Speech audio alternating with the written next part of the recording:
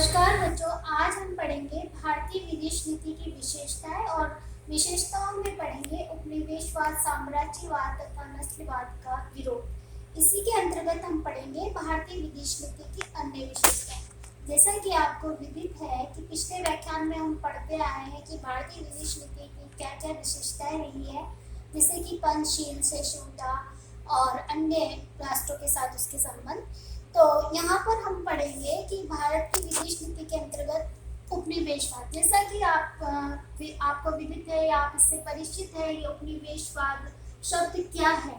उपनिवेशवाद जिसका भारत भी कई वर्षों से इसका शिकार रहा है और यहाँ पे इसका विरोध क्यों करना चाह रहा है, क्योंकि उपनिवेशवाद में या उपनिवेश यानी छोटे छोटे राष्ट्र किसी बड़ी महाराष्ट्र शक्ति के अधीन होते हैं, जिसके अंतर्गत उन्हें किसी भी प्रकार की स्वतंत्रता प्राप्त नहीं होती।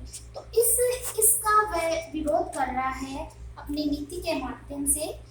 भारत स्वयं उपनिवेशवाद व साम्राज्यवाद का भुक्तभोगी रहा है। अंग्रेजी शासन के दौरान भारतीयों को अंग्रेजों द्वारा बढ़ती गई प्रजातीय व नस्लवादी भेदभाव के गणित दौर से गुजरना पड़ा। अतः उपनिवेशवाद, साम्राज्यवाद एवं नस्लवाद के विरुद्ध संघर्ष भारतीय विदेश नीति का स्वाभाविक अंग बन गया।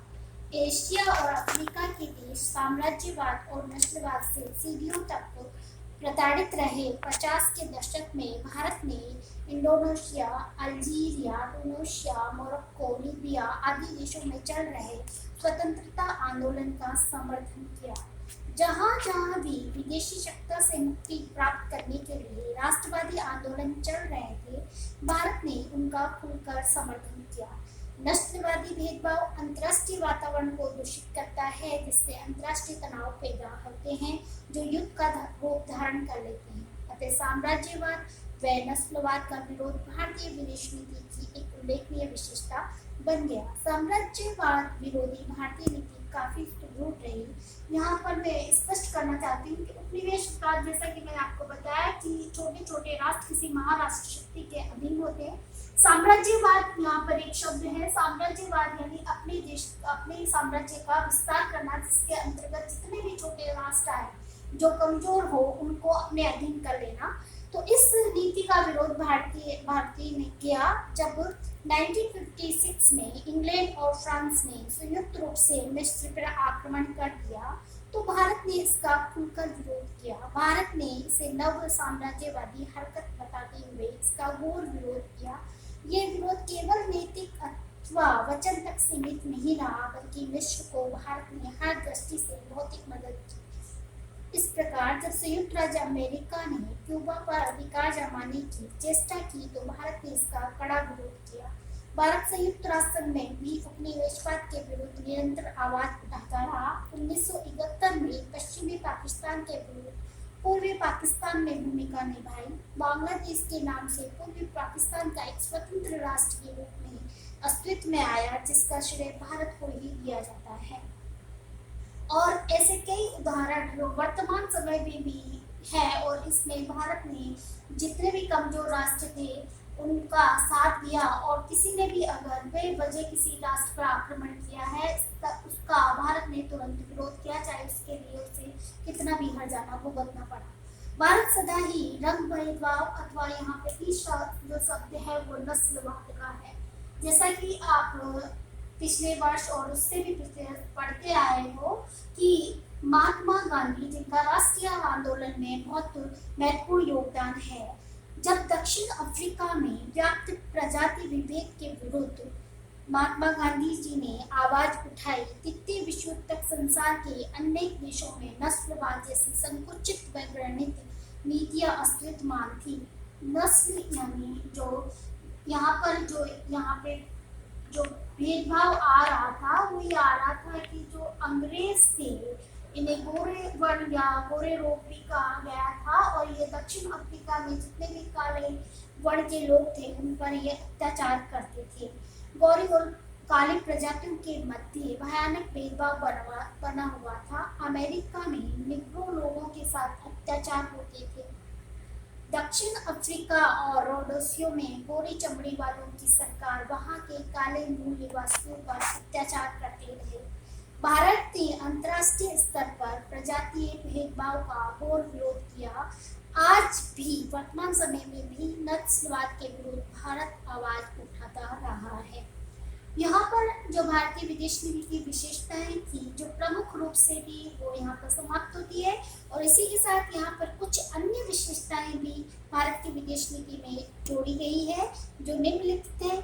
सबसे पहला है एशियाई देशों की एकता की वकालत करना। दूसरा, विरोधी गुटों के मध्य मध्यस्थ की भूमिका निभाना। तीसरा, राष्ट्रों व राष्ट्रीयता के विभाजन का विरोध करना। नैतिकता आधारित विदेश नीति का अवलंबन करना। नेक्स्ट है अंतर्राष्ट्रीय निःशस्त्रीकरण का समर्थन करना। इसका अर्थ है निःशस्त्रीकरण यानी बिना वजह आप किसी देश को अगर जरूरत नहीं है तो वह शस्त्रों का निर्माण नहीं करेगा। अंतर्राष्ट्रीय आतंकवाद का विरोध करना। संयुक्त राष्ट्र संघ का भरपूर सहयोग व समर्थन करना। विश्व शांति को सुदृढ़ता प्रदान करने के लिए क्षेत्रीय शांति पर बल देना। इस हेतु भारत के प्रयासों से दक्षिण एशियाई क्षेत्रीय सहयोग संगठन की स्थापना, जिसे शॉर्ट शब्द दिया गया है सार्क, इसकी स्थापना 1985 में की गई। यहाँ पर जो भारत की विदेश नीति की जो प्रमुख विशेषताएं हैं वो समाप्त होती है, लेकिन इसी के साथ यहाँ पर शुरू होता है कि भारत की जो विदेश नीति के संबंध है वो पड़ोसियों के साथ कैसे इसके संबंध है, क्यों भारत ने अपने पड़ोसियों के साथ ऐसी नीति अपनाई। तो इसकी जो है उसके में हम प्रस्तावना में पढ़ते हैं कि भारत ये विदेश नीति के व्यवहारिक पक्ष को इस अध्याय में सम्मिलित किया गया है। द्वितीय विश्व युद्ध के उपरांत दो महाशक्तियों के उदय ने विश्व राजनीति व अंतर्राष्ट्रीय संबंधों को गहरे रूप से प्रभावित किया। जैसा कि मैंने आपको पिछले व्याख्यान में पढ़ाया था कि विश्व में द्वितीय विश्व युद्ध के बाद दो महाशक्तियां बन गई थी। एक की बागडोर थी वो अमेरिका के हाथ में थी और दूसरे की जो बागडोर थी, जो नवोदित राष्ट्र था, सोवियत रूस के हाथ में। अब ये दोनों ही जो महाशक्तियां थी, इनका ये प्रयास था कि जितने भी उपनिवेशवादी देश हैं और जो जितने भी नवोदित राष्ट्र स्वतंत्र हुए, उन्हीं की कड़े में भारत था कि हमारे गुट में शामिल हो जाए। कोई ना एक अमेरिका चाहता था कि ये हमारे गुट में शामिल हो जाए और सोवियत रूस चाहता था कि ये हमारे गुट में शामिल हो जाए। जैसा कि मैंने आपको पिछले व्याख्यान में बताया कि पंडित जवाहरलाल नेहरू ने कहा था कि अगर हम दोनों में से किसी एक गुट में सम्मिलित होते हैं तो हमें उस गुट की गुलामी सहन करनी पड़ेगी और हम इस नीति का परित्याग करते हैं क्योंकि हम अभी अभी स्वतंत्र हुए हैं। तो इसी तीसरी उन्होंने जो नीति अपनाई वो ही भारतीय विदेश नीति की एक विशेषता बन गई, जिसे गुट निरपेक्षता की नीति व असंलग्नता की नीति कहा गया है। अब यहाँ पे प्रश्न उठता है कि भारत की विदेश नीति के संबंध पड़ोसियों के साथ कैसे थे या पड़ोसियों के प्रति उसकी नीति कैसी रही। तो स्वतंत्रता के पश्चात से ही पाकिस्तान की नीति भारत विरोधी रही है। अनेक प्रयासों के उपरांत भी भारत व पाकिस्तान के मध्य सद्भावनापूर्ण संबंध कभी कायम नहीं हो पाए। समान सामाजिक, आर्थिक एवं सांस्कृतिक स्थितियों के उपरांत भी दोनों के मध्य दूरी बढ़ती गई। भारत के दूसरे पड़ोसी देश चीन के साथ संबंधों की व्याख्या भारतीय विदेश नीति को समझने के लिए आवश्यक है। यद्यपि वर्तमान समय में जो आप देख रहे हैं कि जो कोरोना जैसी महामारी आई है वो चीन से ही आई है, तो यहाँ पर थोड़ा सा संबंधों में यहाँ पर थोड़ा चेंज आया है। फिर भी हम इसकी जो तो हमारा जो सिलेबस है वो ये कहता है कि भारत की विदेश नीति के पड़ोसियों के साथ किस प्रकार से संबंध है। तो इसमें ब्रिटेन भी आता है, फ्रांस भी आता है, इंग्लैंड भी आता है और सोवियत रूस भी आता है। तो इसमें हम संक्षिप्त में पढ़ेंगे कि भारत के इंग्लैंड के साथ संबंध कैसे रहे। भारत के साथ इंग्लैंड का औपनिवेशिक काल में जो व्यवहार रहा उसे कदापि उचित नहीं कहा जा सकता। क्यों नहीं कहा जा सकता?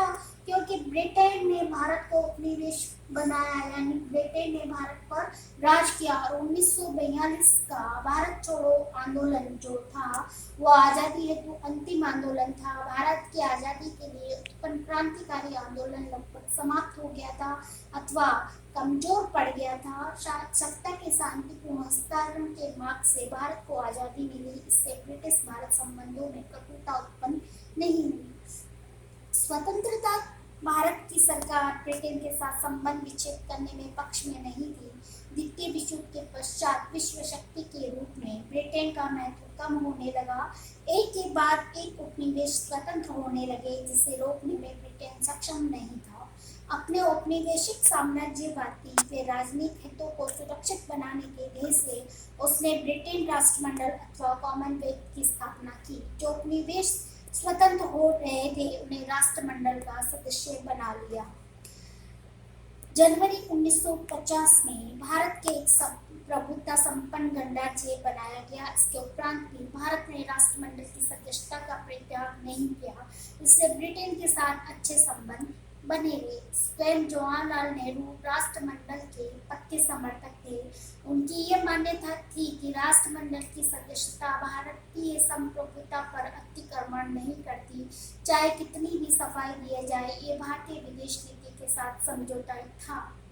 ब्रिटेन के साथ सद्भावनापूर्ण संबंध रखने का श्रेय भारत को अप्रत्यक्ष व प्रत्यक्ष रूप से लाभ मिला। स्वतंत्रता भारत के प्रारंभिक विकास में उसका उपेक्षित उल्लेखनीय योगदान रहा। 1962 में भारत चीन युद्ध के समय भी ब्रिटेन ने भारत को आर्थिक व सैनिक सहायता उपलब्ध कराई, किंतु कश्मीर के मुद्दे को लेकर ब्रिटेन ने पक्षपातपूर्ण नीति अपनाई। ये समस्या अपने आप में अंग्रेजी शासन की विरासत कही जा सकती है, पर फिर भी 1965 में भारत पाक युद्ध के दौरान ब्रिटेन की पक्षपातपूर्ण नीति अपनी चरम सीमा पर पहुंच गई, जब उसने पाकिस्तान का खुला समर्थन किया। पाकिस्तान के सैनिकों को आर्थिक मदद देकर भारत के विरुद्ध खड़ा रखना दुश्मनपूर्वक कार्य था, किंतु राजनीतिक व कूटनीतिक दृष्टि से भारत ने ब्रिटेन के कर्तव्यों के विरुद्ध कुछ नहीं कहा। ये इस युद्ध के समय ब्रिटेन का पाकिस्तान को समर्थन सैनिक और आर्थिक सहायता तक सीमित नहीं रहा, बल्कि वहाँ के समाचार पत्रों, रेडियो व अन्य माध्यम से खुलेआम भारत विरोधी नीति अपनाई गई। सितंबर 1965 को जब अंतर्राष्ट्रीय सीमा का अतिक्रमण करते हुए पाकिस्तान ने भारत पर आक्रमण किया, तो ब्रिटिश सरकार की प्रतिक्रिया पाकिस्तान के प्रति सहानुभूतिपूर्ण रही, किंतु इस आक्रमण का कड़ा मुकाबला करते हुए जब भारत ने अंतर्राष्ट्रीय सीमा लांघकर पाकिस्तान के विरुद्ध सैनिक कार्रवाई की, तो ब्रिटेन ने इस आक्रमण और अतिक्रमण कहने पर जरा भी संकोच नहीं किया। भारत पाक युद्ध के समय ब्रिटेन की पाकिस्तान परास्त नीति के कारण भारत में प्रबल ब्रिटिश विरोधी भावना का प्राप्त हुआ। ब्रिटेन के कट्टर भारतीय समर्थक भी उसके विरोधी हो गए। अतः भारत और ब्रिटेन के संबंध है वो वर्तमान समय भी हम कह सकते हैं कि कुछ मामलों में बहुत अच्छे हैं और कुछ इसमें सुधार भी होता रहा है और कुछ अंतर्राष्ट्रीय समस्याओं में मतभेद भी है। अतः हम आगे जो लेंगे वो है भारत और फ्रांस के संबंध। इसको हम अगले व्याख्यान में पढ़ेंगे। धन्यवाद।